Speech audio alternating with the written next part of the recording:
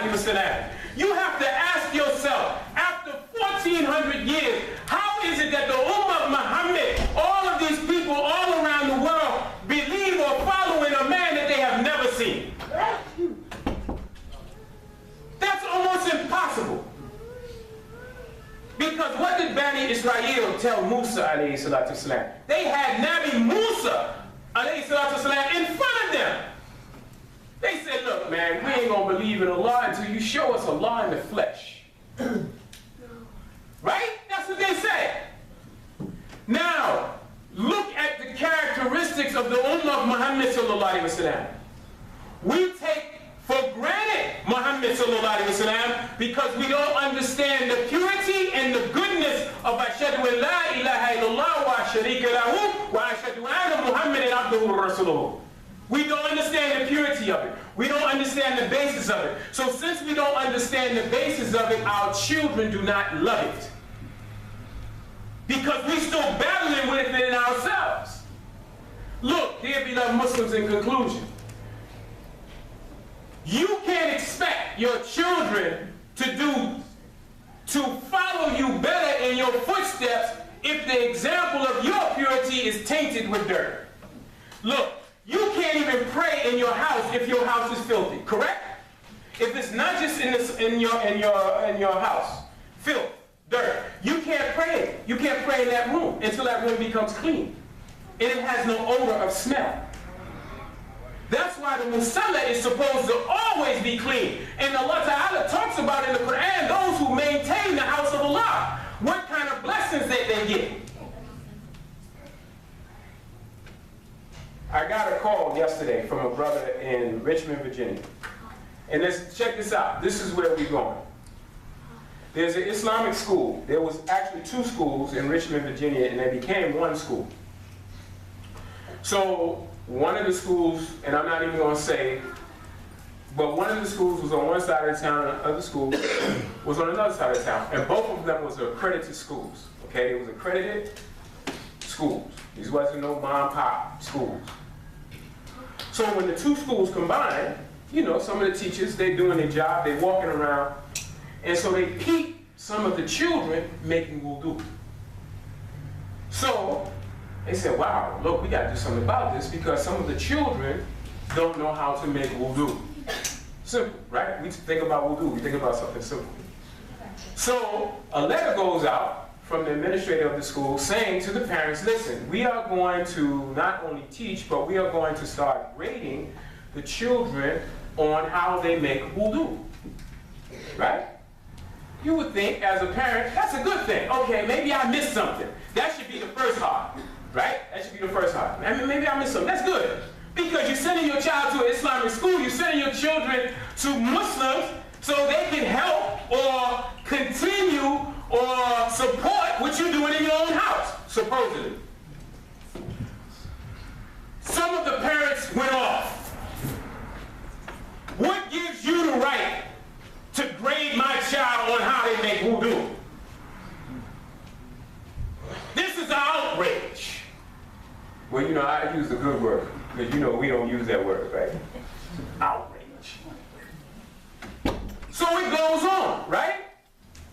Now look, I've learned this recently, where someone told me that your children will tell your secrets. Your children will tell your secrets. Your children in public will tell how you run your house in private. If you taught your children correctly, to the best of your knowledge with good intent, that's what they're going to do. Because that's the first example that they got. Anything else that improves or incorporates that, they going to come home, woo, Umi, Abby, right? So one of the parents in the letter, he wrote a bad letter to the school. He said, you're not grading the children, you're grading the parents. I told the brother that was telling me the story, go back and tell him they're exactly right. If we do not understand the purity of La ilaha illallah Muhammad Rasulullah, dear beloved Muslims, our generation, our children's generation, our grandchildren, they will not hasten forth. In conclusion, the Prophet ﷺ said, there will be a time in his ummah where the Muslims will just go around and say, La ilaha illallah. They won't even say Muhammad Rasulullah anymore. They will just say, La ilaha illallah. So somebody else will come up to him and ask him, why are you saying La ilaha illallah? They will reply, I don't know. We heard our fathers say it. May Allah Ta'ala forgive us our shortcomings and our sins. Have mercy on our souls in this life and the hereafter. May Allah Ta'ala purify our hearts, purify our souls. May Allah Ta'ala write us down with those who love Him, seek His love, and seek the love of Muhammad Sallallahu Alaihi Wasallam. May Allah Ta'ala always keep us in the company of those who remind us and want to be reminded of our obligations to Allah and His holy last messenger. أقول هذا واستغفر الله وأليكم الحمد لله رب العالمين.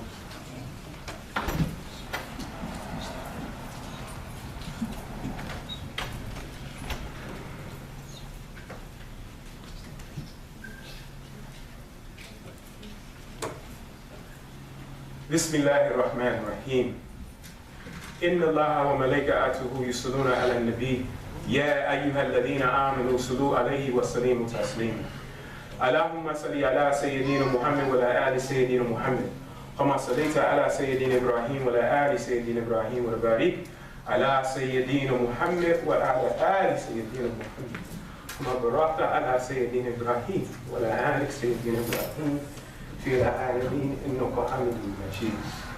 Dear beloved Muslims, you know, if we are just honest with ourselves, and I'm speaking to my brothers, if we are just honest with ourselves, and you ask yourself a rhetorical question,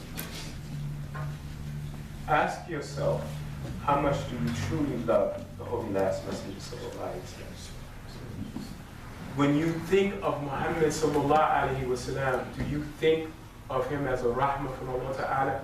Even though in the book that we supposedly read, Allah Ta'ala says that he's a rahmah alameen, he's a rahmah to the whole world? Or do we take that for granted? Sometimes when I read stories about the Prophet ﷺ and what his Sahaba went through, may Allah give them the highest of Jannah Firdaus. I conclude with this story, dear beloved Muslims. You know I like to tell stories of the Sahaba and the Prophet ﷺ. And it talks about, it talks about mercy and forgiveness from the one who repents. When Al-Mansur bin Amr, may Allah have mercy on him, once entered the court of Abdul Malik, the latter said, O Mansur, I have a question for you, and I will give you respite for an entire year to answer it. Who is the wisest people and who is the most ignorant people? Al-Mansur was kind of puzzled by this question, so he left and spent some time to think about it. He went outside the courtyard and he came back, and he said the answer came to him, and so he quickly hurried back to Abu Malik. Thank you, brother. And he said, "O Mansur, why have you returned?" He said, "I came to answer your question." He said, "The wisest people,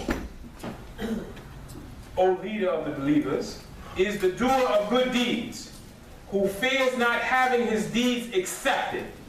Listen to this answer. The wisest of the people is the doer, or those who do good deeds, who fears that Allah Ta'ala will not accept it. How many of us fear that Allah Ta'ala will not accept our salat, and we just make salat and just figure that automatically Allah Ta'ala is going to take it? That's the first good deed. And the most ignorant of people is he who does good deeds and feels safe in that his deeds will be accepted. Upon hearing these words, Abdul Malik began to cry until his garment became soaked in tears.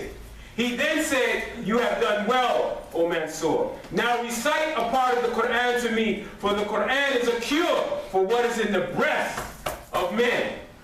So, Mansur recited this ayat. He said, on the day when every person will be confronted with all good he has done, and on the evil he has done, he will wish that there was no great distance between him and his evil. And Allah warns you against himself, and Allah is full of kindness to his slaves. You have killed me. This is what Abdul Malik said to him. You have killed me, O Mansur. What does Allah warns you against himself mean?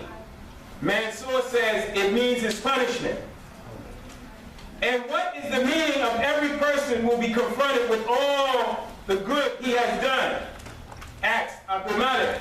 He said it means that every person will be confronted on the day of Qiyamah by all of his deeds, the largest of them and the tiniest of them.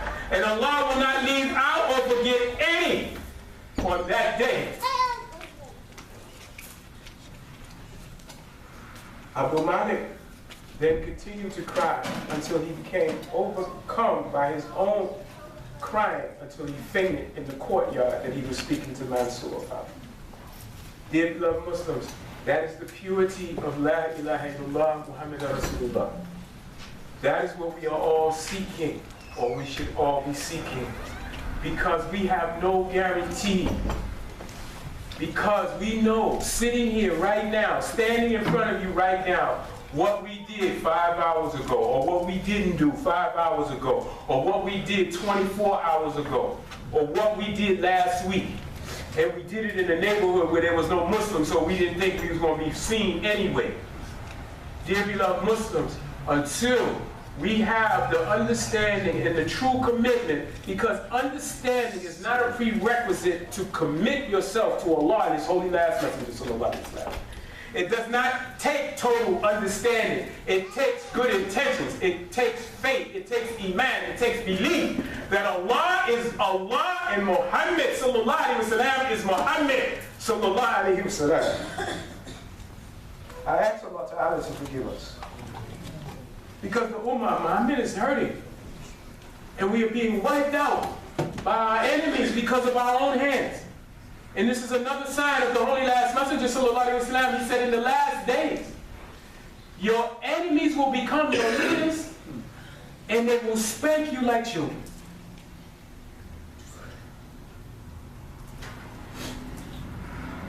I ask Allah to forgive me, starting with myself first. You know, one of the things that I fear the most is standing before you and telling you something of my own desires. And the second thing is the grave. We asking Allah Ta'ala to allow us to get to the first and the last day of Ramadan.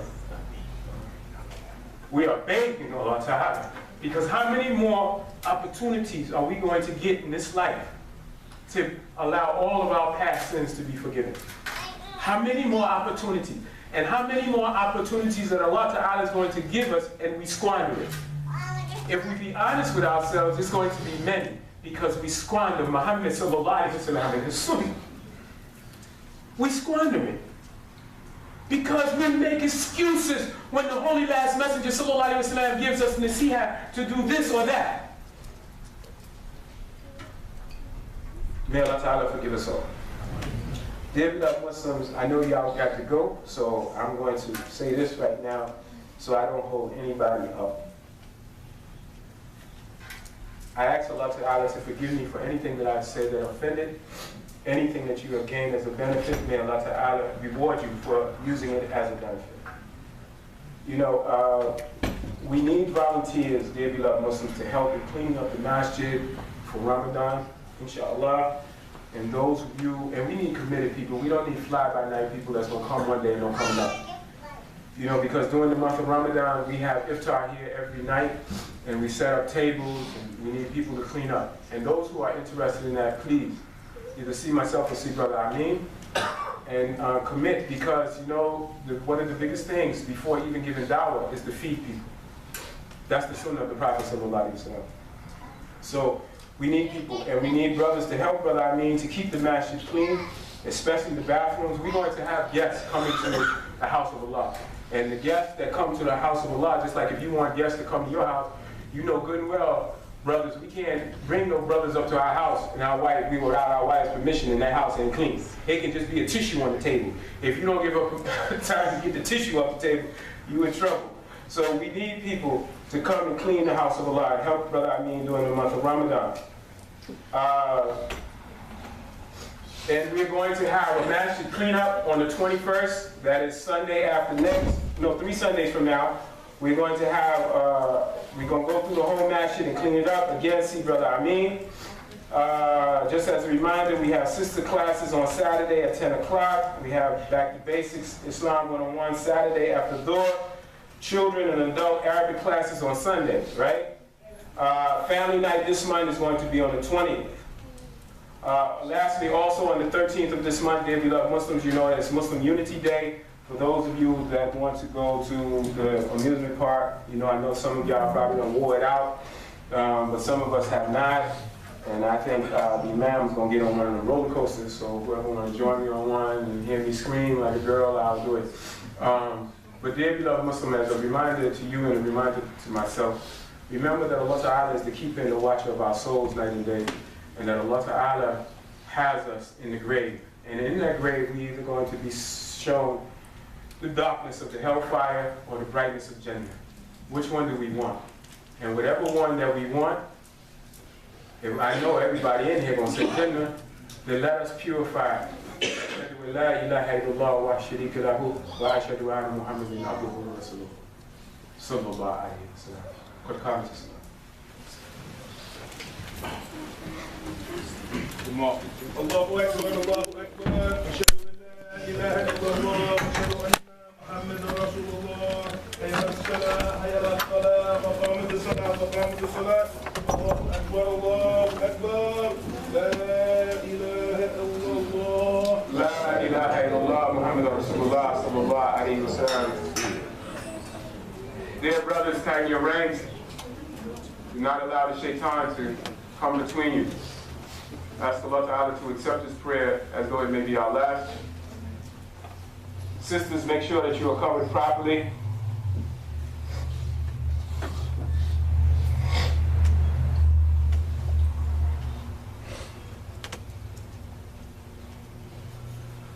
Allahu Akbar.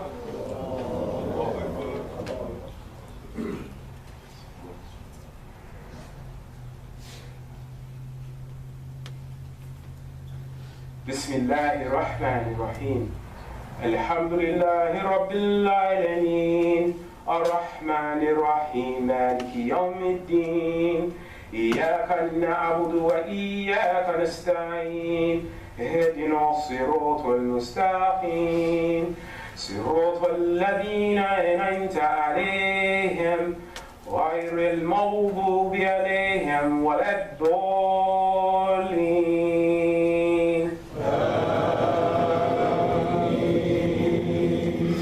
القارية ما القارية وما أدراك ما القارية يوم يكون الناس كفراش المبثوث وتكون الجبال كإثم المنفوش فأما من ثقلت موازينه فهو في عيشة راضية وأما من كفت موازينه فهو هاوية وما أدراك ما هي نار هامية. الله أكبر.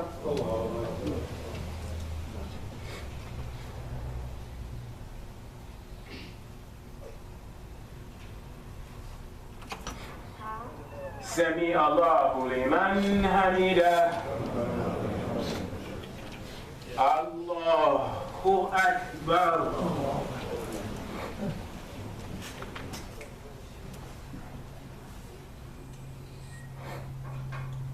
الله أكبر. الله أكبر.